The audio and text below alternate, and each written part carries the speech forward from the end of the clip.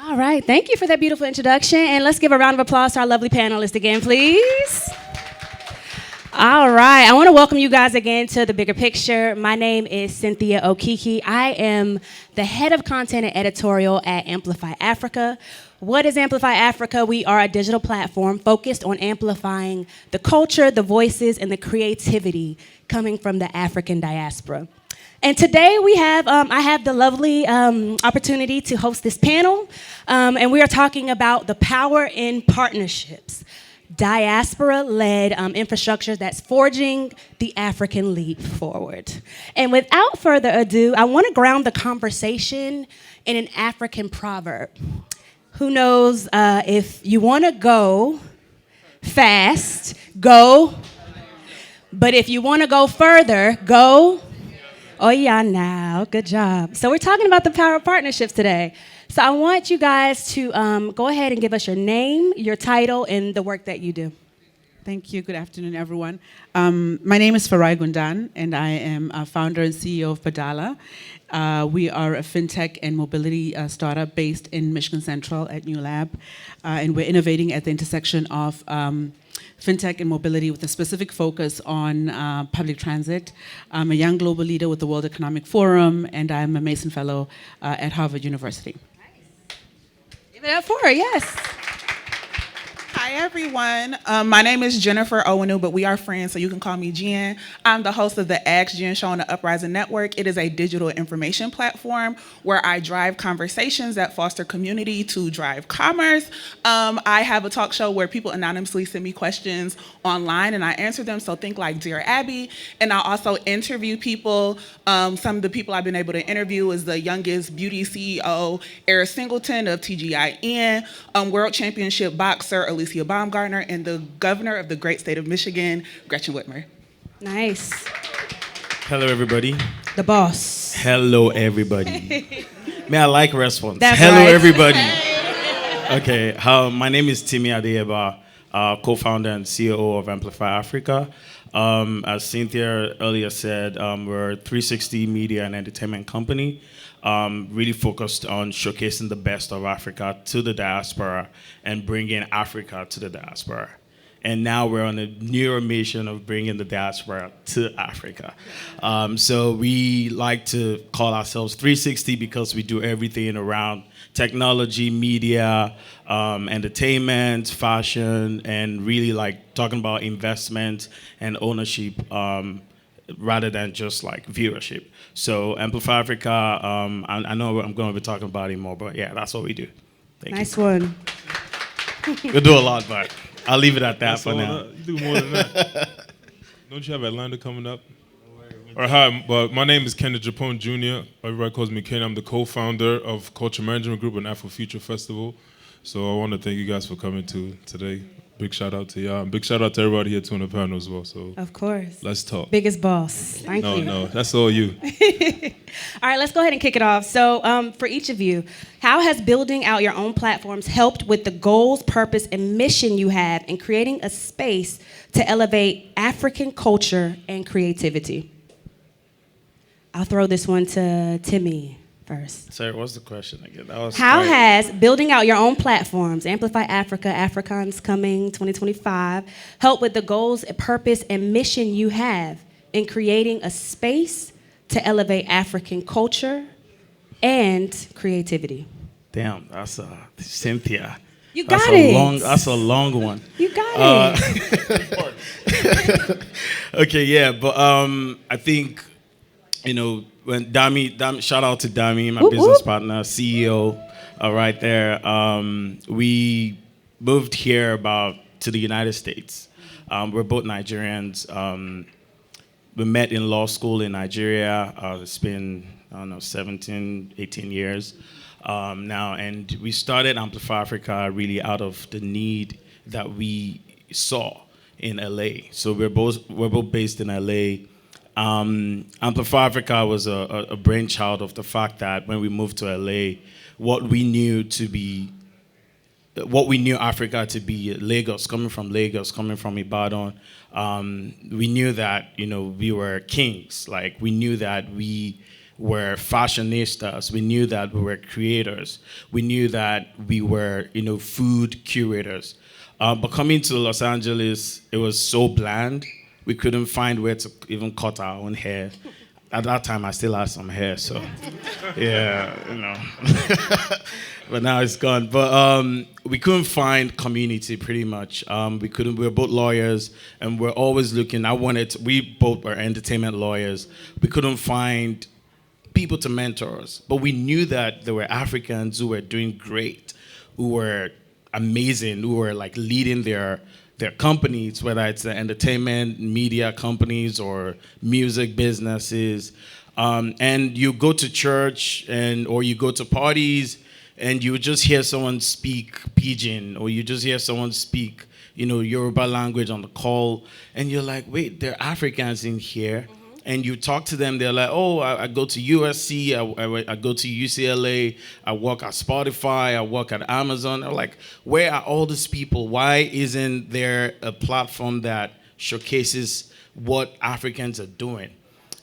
So we decided, you know what, let's create something that will, build community, bring people together.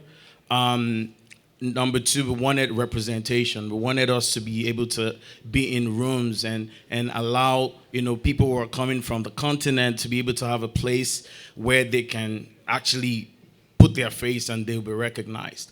The third thing was we wanted to also change the conversation around what Africa really people talk about Africa. So you hear all the regular stupid stereotypes about, do you have lions as pets, or do you have airplanes? Oh, 50 Cent. How come you know that song? Things like that were always very annoying, and we would get really angry and like feisty. Like, what do you mean? Like, we grew up listening to T.I. Really no. So we wanted to create an educational platform as well. So with the media is what the Western world used, to propagate, whether it's through film, whether it's through publications. Those are the mediums they use to propagate the division, right? So African Americans are on this side, Africans are on this side, and we're both saying, oh, I know African Americans are always gangsters, Then African Americans are saying, oh, booty scratchers and things like that. So we realized that there was a need for someone, a medium, a platform that will really bring us together both on this side. I think I'm talking too much, but but yeah, pretty much that's what Amplify Africa, that's how we started, and that's what we try to do. And apart from that, now we're moving towards like talking about investments. Yeah. We're talking about ownership, right? The diaspora has always been seen as just people who donate money or who, buy things. We're talking about from, just like consumership to ownership. And that's what we built with Africon. Africon is a platform that we specifically built to bridge that gap between, whether it's fashion, commerce, and just like culture. So we have but I'll stop there. I think I'm talking too much. No, that's good. And really quickly, you brought up Africa. When is it happening? Yeah, so African is happening September 18 to 20 in Atlanta. We have some of the banners there. You can scan a QR code if you want to, be part of it. We want everybody to be there. I think they're gonna show a video after this, but yeah. Awesome. Thank you, Timmy. And now we're right in the heart of Detroit for Afrofuture Week. So tell us more, Ken. So we first started a festival in Ghana 2017. I moved to Ghana right after grad school 2014, and I invited 32 of my friends to come to Ghana that time, and 15 of them came. And then Abdul too, we grew up together also in the Bronx. So originally from the Bronx, New York. New York in the house? New York? Okay, we got one person. What's up? But so we were both doing parties when we was in school. Then we started doing events also in Ghana. But then we realized when we was doing events, people were not coming to any of our events in Ghana. Mm-hmm. We had our first concert December 29th, 2016. The main artist that we paid for didn't even show up. He kept the money. But when we had it was on the beach, so it was a lot of different kids on the beach, and then it was we want to perform. We already set up the stage, so we actually let them perform. And we was like, wait, hold up, maybe we could do something besides just the artists. So Abdul went back to the US and he called me February 2017, and he's like, I think I have an idea. Let's try and do a festival instead of just trying to do parties. Let's do something in the daytime and then do something for the community. So I'm like, all right, let's do it. So 2 hours later, I went on break from work because I was in Ghana, and I went to a venue called Polo Club, and I just booked it. And I called Abdul on FaceTime. Like, I found a venue. Let's just do it. We didn't have no plan or anything. Because he called me 2 hours later, I'm like, okay, we're doing a festival. And we called our other friend, Edward. He's like, I realized you guys was doing events before, but it wasn't going well. So he was like, you know what, just do a billboard and just start making noise in the crowd. So I'm like, all right, cool, let's go do a billboard. So 3 weeks later, we put up a billboard. That time it was Afrochella. It was like, oh, we're going to have Afrochella in Ghana. And everybody was like, well, I remember it's 183 people on Twitter was insulting us. So what do you guys think this is? This is not America. You guys think you're some rich kids, you want to do things. And that even gave us the drill to actually do an event. So our first event, we wanted just 2,500 people. We ended up getting 4,600 people. Then 2018, we was like, you know what, let's just go big. Let's do it in the stadium. Then we did 12,000 people. Then 2019, we did 16,500 people. Then COVID happened. Then when COVID happened, we was like, let's try and do a block party, something free. So we did we blocked the streets off in Accra and then just did everything free for the community. But we had to do like a COVID test. Then 2021, then because now we starting everything from scratch, we did 10,500 people. And then 2022 is our biggest year. We did 42,000 people in 2 days. Wow. So when we had the opportunity to work with Bedrock and the city of Detroit, it was like, it feels like home. It's actually my first time in Detroit, but the rest of the team has been coming here for the past couple of months. As soon as I landed, I'm like, it smells like Accra a little bit. Smells like home. But in a good way. So then I felt like, oh, wow, this is home. But the rest of the team has been coming here for some time now. And I think from being here for this past week so far, this really is home because it feels like the mix of Accra and the Bronx, but just like it's more clean here. So it's all good. And I think it's a great opportunity to also work with different partners in the city of Detroit, because what we always do is we don't want to just to impose what we are doing from the other countries or the other events. We want to work with locals, because at the end of the day, we're going to do our event and leave. But what do you leave behind after you leave? So we always want to work with people locally and to empower. Like 2 days ago, we did a pitch competition. We gave out some money with local partners as well here too. V313, where's V313, Black Tech Saturday. Yep. Yeah, BTS. Black Tech Saturday. And we just want to keep giving to the community, because at the end of the day, without the community, we won't be here ourselves.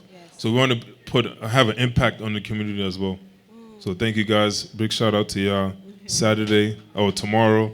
Yeah, tomorrow. And Sunday. Pull up. Thank you. All right, we're going to pass it to you, Oxygen. Oh, it's the same question? Yeah. Oh, cool. Okay. I said, honey, we've been chatting. Okay.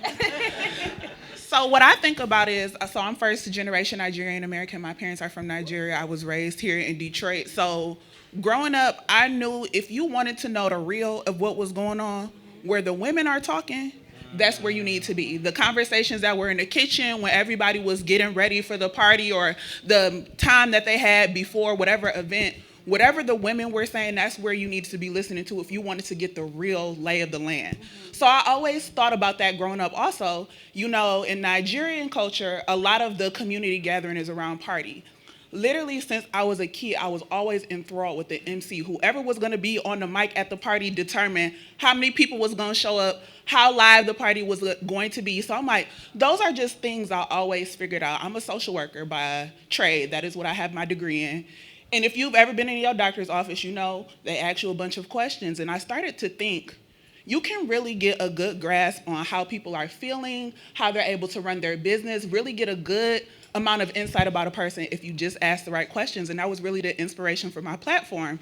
Although it's online and it's completely digital, people send me questions anonymously. All of them are completely declassified. I always say, we talk about everything from side babies to substance abuse. It can be as unserious or as very serious as you want. You have to remember, when you talk about dollars and investments and running businesses and building communities, there are people behind that, and everybody still needs a safe place to land. And I know AskGen is a platform where people feel safe, are able to ask questions unbiased. And if you want to get information about your favorite business person, how they're running their business, their numbers, gain information, you can watch my show to get that information as well. So again, I always say, yes, it's a talk show, but it is a digital information platform. When you watch AskGen, you will walk away with a softer heart or a smarter head. Either way, I'm happy. Okay. All right, and for you, Farah? Ken, right? Yeah, he mentioned some local partners, Venture 313, and you mentioned Black Tech Saturdays. So, founder and CEO of Badala, and we actually have leveraged those partnerships to actually build our startup and leveraging a non-dilutive funding to actually build the MVP, and we deployed in South Africa. And then Timmy talks about ownership, and prior to even founding Badala, I was actually writing for Forbes, and for Forbes, I chronicled the billionaires from the continent of Africa. So I always understood that ownership, whether it was Aliko Dangote of Nigeria, Folorunsho Alakija of Nigeria, who's a mentor of mine, to Patrice Motsepe of South Africa, Mo Dewji of Tanzania, the whole shebang across the continent of Africa. I always knew that ownership was actually part of our DNA as Africans or African Americans. We've always known that we have to own the value chain, so we're not consumers. And so that had bothered me. Went through school just to really understand policy, macroeconomic environment. And so built our solution, deployed in South Africa, where we wanted to get early learnings. Now, across the continent of Africa, you have a lot of underbanked and unbanked folks. And so M-Pesa pioneered mobile money, which is now really across the region in terms of the iteration of M-Pesa. And so having those early learnings, we actually came back to Detroit and responded to an RFP, and we won a contract with the city of Detroit, $500,000, to actually build a single payment platform for multimodal transit. And so we are innovating there, really saying there is lessons that we can actually bring from the continent that are actually that we can apply to the United States. So what are those international best practices? Because one thing that I knew and understood is that Black people, whether you are African or you identify as African American, we have an excellence that is still, I think, to be expressed. And I think it is these platforms and these rooms that you begin to see that, yeah, we're quite capable of. And then lastly, our generation, I love the hunger that's in our generation. I love hearing Timmy talk about like AFRICON that's coming up in Atlanta. We're really pushing the envelope in how we actually show ourselves to the world. And I was teasing him and I was saying, and to his business partner, I was saying, you guys are putting together this conference in the political environment that we're in, where they're really trying to actually erase who we are as a people. And so I really think that our platforms are just really a continuation of the people that came before us. Lovely. Wow, thank you for that. So I'm gonna, okay, yeah, give it up for her. All right, well, I'm gonna stay with you, Farah. You've successfully navigated both global boardrooms and grassroots communities.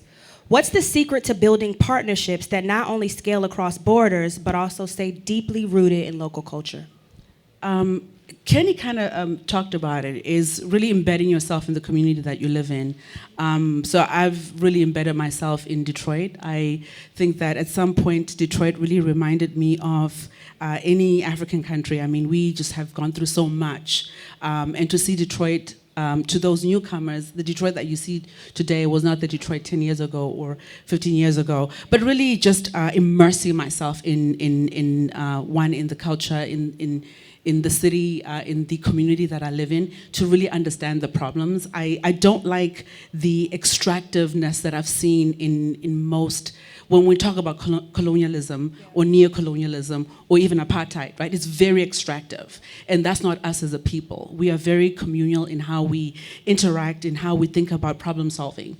And so for me, I wanted to understand what are some of the problems that are here, and then how do I relate those problems to what I've seen across the region. Now, in 2019, after I graduated, I actually led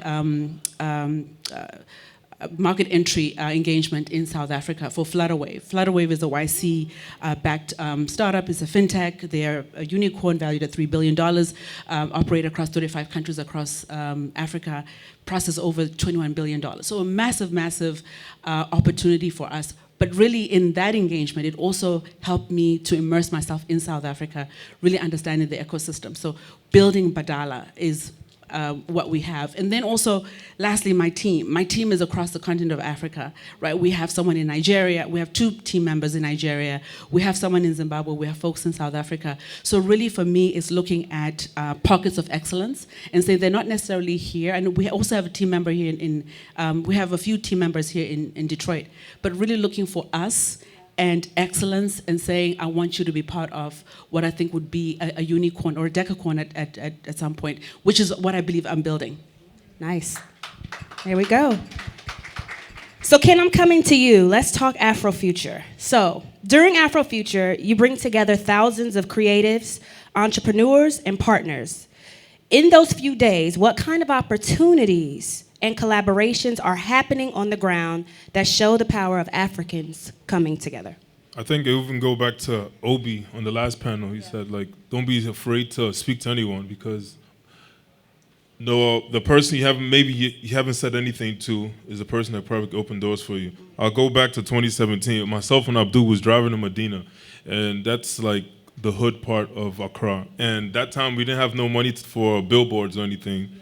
We just had like 1 billboard, but we put the poster of the festival on my car and we was driving, and like 3 guys just stopped us, like, stop. And we were like, what? And we rolled the windows down, and it was like, I want to come. We were like, we want to come where?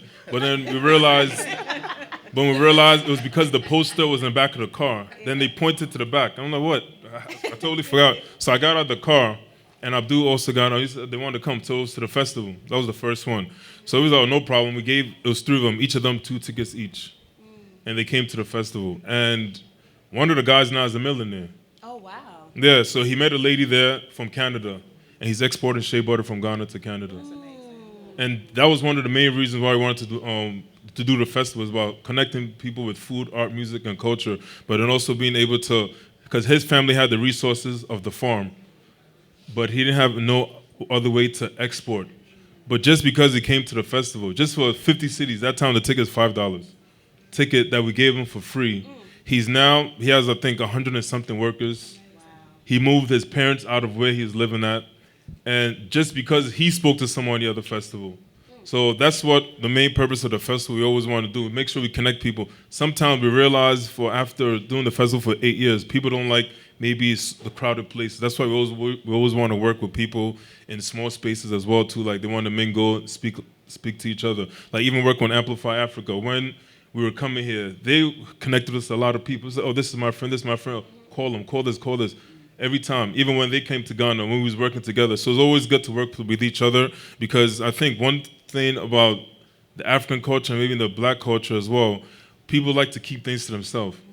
But it doesn't make sense to keep everything yourself. If you believe in what you're doing, give the resource to others too and let them flourish. Preach. And those who give will receive, and those who receive should give. It's just it all works together. So Timmy, let's come to you. Africon. It's a major diaspora covenant. What lessons have you learned about building for long-term connection, not just that moment? Oh, wow.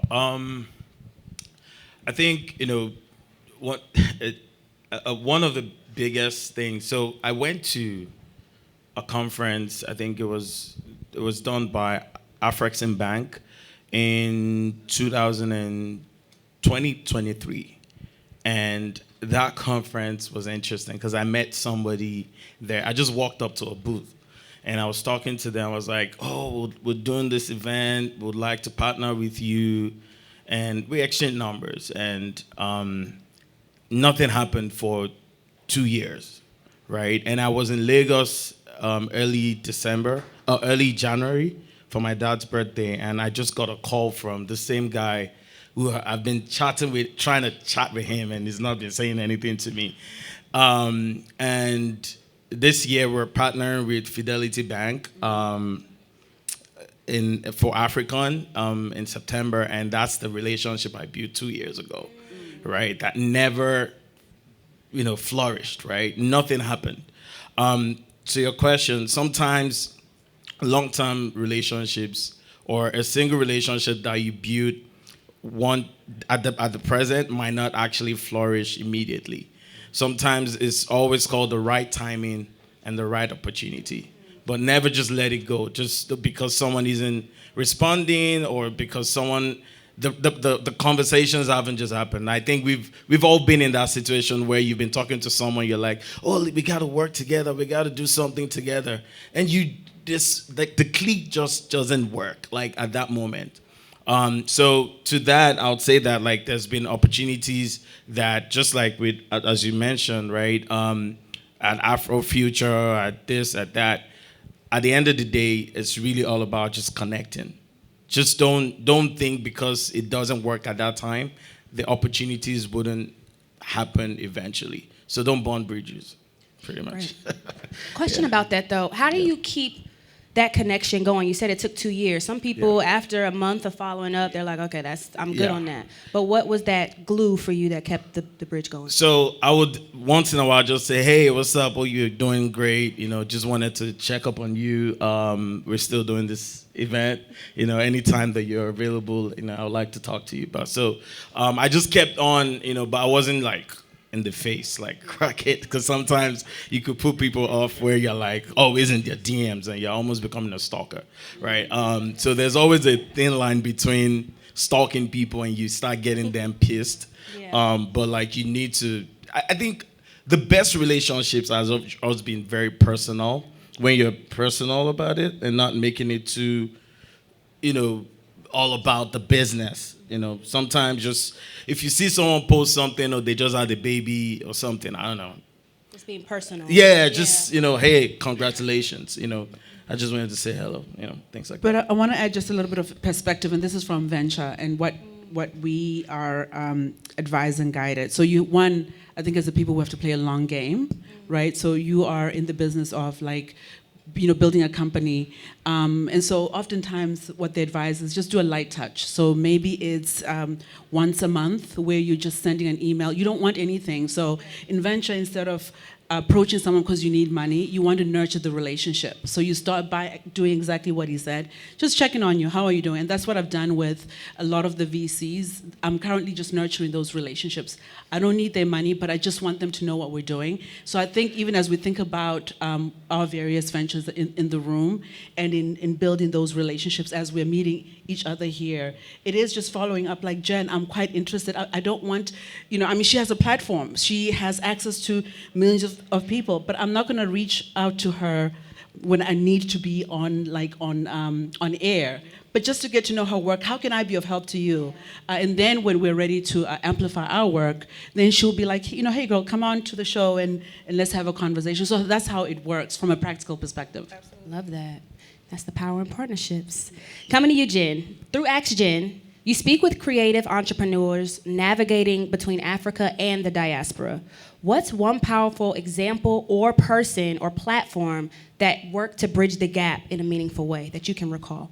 So what I say is, through the interviews that I have on my show, yes, you learn a lot about a founder of a business, company, creative, what have you, but you learn their story and what we know through the power of storytelling. If you like somebody, you will like their product. There have been so many companies or so many people that I have amplified on my platform, or I've worked with them on a project or a program or event or what have you, and they tell me the amount of referrals that they've gotten. They tell me the amount of people that have patronized their business, or someone connects with someone with something that they heard in an interview that I did. They was like, oh, I didn't know this about this person. Now I'm 10 times more inclined to be able to work with them or purchase their product. Just recognizing the ability in storytelling and recognizing, again, yes, these are businesses, yes, there are dollars, yes, there are investors, but there are all humans behind this. The human ability to be able to connect, I feel like, is the most powerful as you build your business or as you're trying to scale.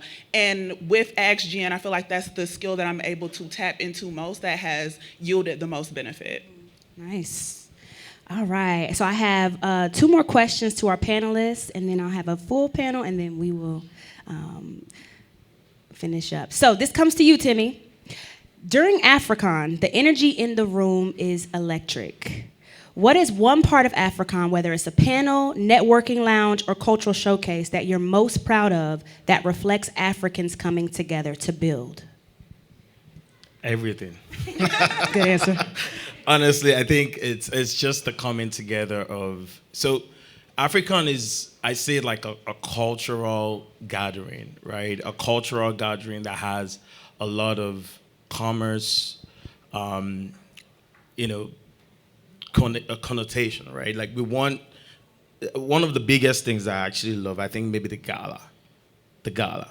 I love the gala a lot, and it's pretty much it's called Afro Ball, but we're rebranding to the Icon Gala this year because we're all icons as Africans. But I think the biggest part of it is really giving people their flowers. We don't have enough spaces for Africans in the diaspora who are doing amazing things. Like a friend of ours, Tunji Balogun, is like the CEO of Def Jam, is Nigerian. That's massive, right? Things like that. We see people who are at the top, but there are no platforms for them to receive their flowers and for people to get inspired that as an African boy, as a Nigerian kid, I can actually become the top. I could become the president of the world. I could do whatever I want to do.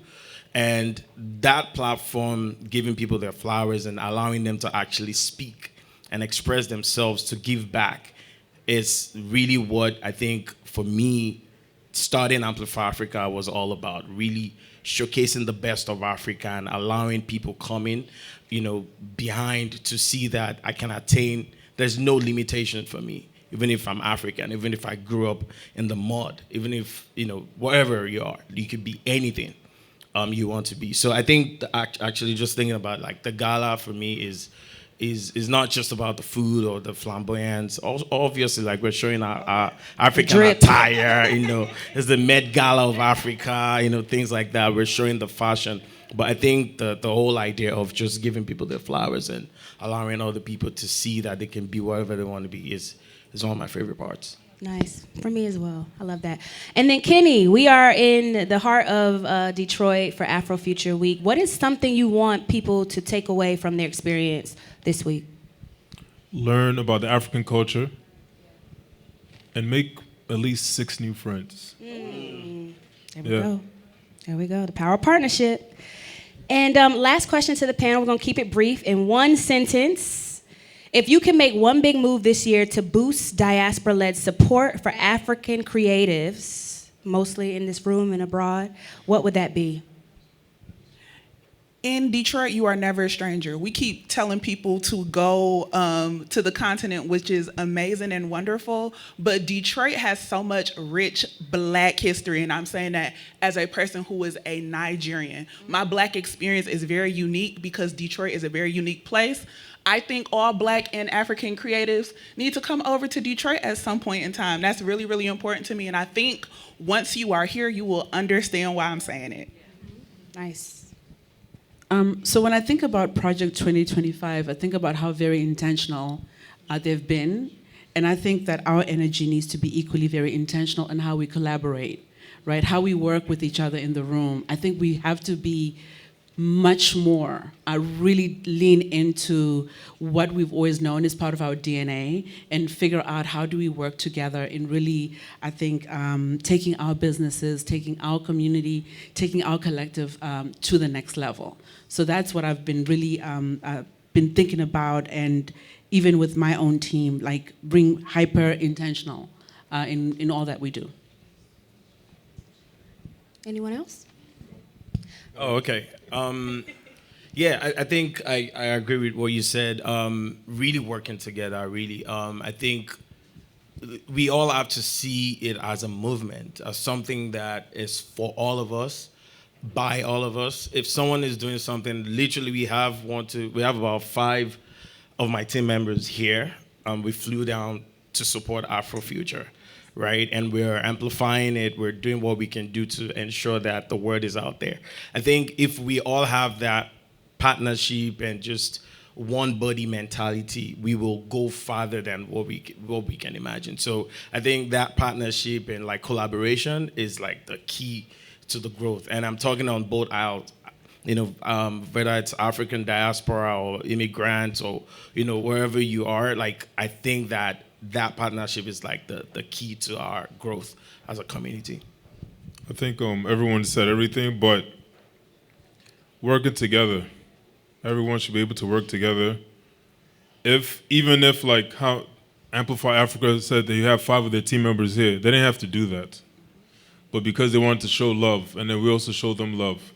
Even we have DLT, they flew all the way from England just to be here because we go to the events as well too. Sometimes it'll be expensive to be flying around, but at least if we're able to, if someone is like doing something in your city, show them love. Even if it's on social media, repost their flyer, send it to 5 or 6 different people. But at the end of the day, like it's just beautiful. Like as we all help each other. And one thing I've noticed for the whole week I've been here is everyone in Detroit, no matter what room, what club, what restaurant, everybody has something Detroit on. And I really like that because it's like that in Nigeria and in South Africa.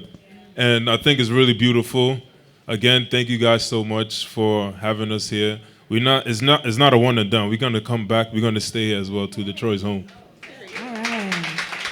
And then where can we follow you guys at? I know you guys have your own platforms and things of that nature. Where can we keep in contact with you all? Oh, at Amplify Africa on everything. Then my personal is Timmy, Timiadeeba, Timmy Adeyeba. On everything as well. Yeah, so personally, it's at Farai today. And then for our startup, it's my Badala, Bhadala. You can find me on Instagram, AskJen, ASK.JENN, and from there you will find everything else. Please watch my show. It's so good. And I'm not saying that because it's mine. Period. And you can follow us at Afrofuture right here. Come this weekend. And come this weekend starting tomorrow. We have a lot of events tonight as well too. Everything is free tonight, so the budget is wide open. You can follow me on my personal page, Kenny AGY. You know what time it is. Thank you guys so much. Yeah, and you can follow me at Common Sense, COMMONCYNTS. And a huge thank you before we wrap to Outfront Media, Black At for hosting us, Africon, Afrofuture, and don't forget to join us in Atlanta, September 18th through 20th.